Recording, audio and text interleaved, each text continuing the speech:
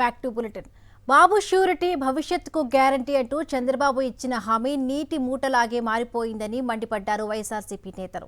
ఇక చంద్రబాబు ఇచ్చిన హామీలపై చేతులెత్తేశారని విమర్శించారు. అధికారంలోకి వచ్చిన నాటి నుండి ఇప్పటి వరకు ఏ ఒక్క హామీని కూటమి సర్కార్ నెరవేర్చలేదని ఆగ్రహం వ్యక్తం చేశారు వైఎస్ఆర్సీపీ నేతలు. బాబు షూరిటీ భవిష్యత్తు గ్యారంటీ పైన చంద్రబాబు నాయుడు గారు నిన్న బాబు గారి క్లారిటీ ఇచ్చారు. ఏమాత్రం అంటే ఎన్నికల ముందు నేను చెప్పిన ఏ హామీలు కూడా అమలు చేయలేను అని చెప్పి చంద్రబాబు నాయుడు గారు ఈరోజు మరి కొత్త కొత్త కారణాలు ఎత్తుకుతా ఉన్నారు. ఏదో అప్పులు అనేది ఇప్పుడే పుట్టినట్టు. 2019లో జగన్మోహన్ రెడ్డి గారు పవర్లోకి వచ్చేటానికి కూడా రాష్ట్రంలో అప్పటికే 5 లక్షల కోట్ల అప్పు ఉండింది.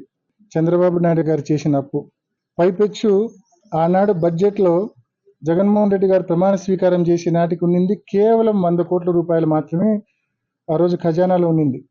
మరి ఆ పరిస్థితుల్లో పవర్లోకి వచ్చిన జగన్మోహన్ రెడ్డి గారు 5 సంవత్సరాల్లో మధ్యలో 2 సంవత్సరాలు కోవిడ్తో రాష్ట్ర ప్రభుత్వానికి రాబడి రాకపోయినా ఎన్ని ఇబ్బందులున్నా ఇచ్చిన ప్రతి వాగ్దానాన్ని అమలు చేసినారు.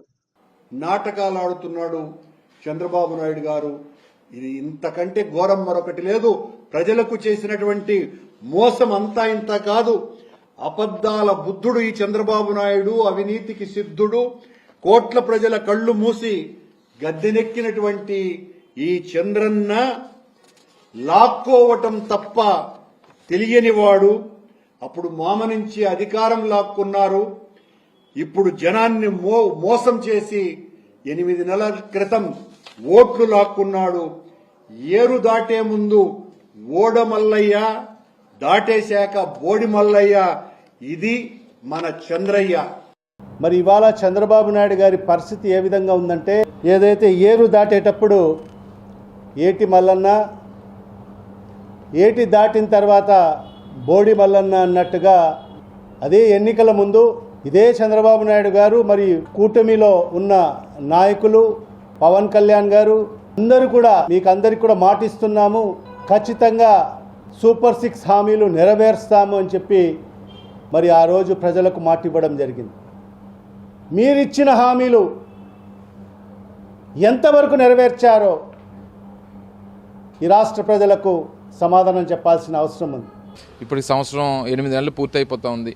ఆ ఎన్నికల హామీల గురించి అడిగితేనేమో ఆర్థిక పరిస్థితి గురించి చెప్తా ఉన్నాం. మరి 45 సంవత్సరాలు రాజకీయ అనుభవం ఉందని చెప్పుకునేటువంటి వ్యక్తి, ఆర్థిక మేధావిని అని చెప్పుకునేటువంటి వ్యక్తి, లేకపోతే టెక్నాలజీని నేనే ప్రపంచానికి పరిచయం చేశానని చెప్పుకున్నటువంటి వ్యక్తి, ఇదే జగన్మోహన్ రెడ్డి గారిని పడుకున్న ముసలిది కూడా బట్టలు నొక్కేస్తుంది, నువ్వు నొక్కడం ఏంటి, పెద్ద వింత ఏంటి అన్నటువంటి మాటలు, చులకనగా మాట్లాడినటువంటి మాటలు. కానీ మరి అదే బటన్ మీరు కూడా నొక్కొచ్చు కదా. దాంతోపాటు గతంలో జగన్మోహన్ రెడ్డి గారి హయాంలో వచ్చినటువంటి డబ్బు అంతా ఏమైపోయిందంటే, ఏమైపోద్ది జగన్మోహన్ రెడ్డి గారి హయాంలో వచ్చినటువంటి డబ్బు అంతా ప్రజల దగ్గర ఉంది, రాష్ట్రంలో పేదవాడి దగ్గర ఉంది. 2,75,000 కోట్ల రూపాయలు కేవలం పేదవాడి సంక్షేమం కోసం ఖర్చు పెట్టినటువంటి ఘనత జగన్మోహన్ రెడ్డి గారిది.